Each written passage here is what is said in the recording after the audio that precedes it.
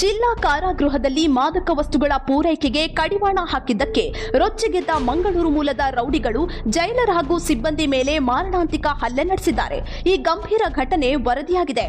ಈ ಘಟನೆಯಲ್ಲಿ ಜೈಲರ್ ಕಲ್ಲಪ್ಪ ಗಸ್ತಿ ಅವರೊಂದಿಗೆ ಕರ್ತವ್ಯ ನಿರತರಾಗಿದ್ದ 3 ಸಿಬ್ಬಂದಿ ಮೇಲೆ ಹಲ್ಲೆ ನಡೆದಿದೆ. ಜೈಲಿನಲ್ಲಿ ಮಾದಕ ವಸ್ತುಗಳ ಬಳಕೆಯನ್ನ ಸಂಪೂರ್ಣವಾಗಿ ನಿರ್ಬಂಧಿಸಿ ತಪಾಸಣೆಯನ್ನ ಬಿಗಿಗೊಳಿಸಿದ ಕ್ರಮವನ್ನ ಸಹಿಸದ ಆರೋಪಿಗಳು ಸಿಬ್ಬಂದಿಯೊಂದಿಗೆ ತಗಾದೆ ತೆಗೆದಿದ್ದಾರೆ.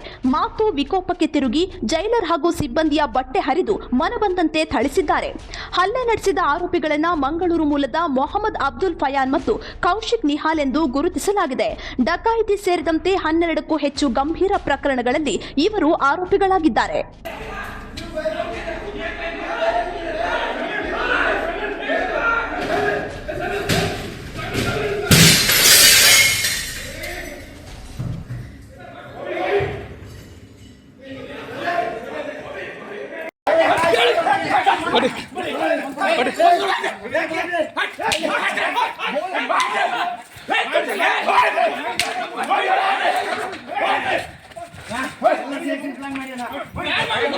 ಮಂಗಳೂರು ಜೈಲಿನಲ್ಲಿ ಕೈದಿಗಳ ಸಂಖ್ಯೆ ಹೆಚ್ಚಾಗಿದ್ದರಿಂದ ಇವರನ್ನ ಕಾರವಾರ ಜೈಲಿಗೆ ಸ್ಥಳಾಂತರಿಸಲಾಗಿತ್ತು.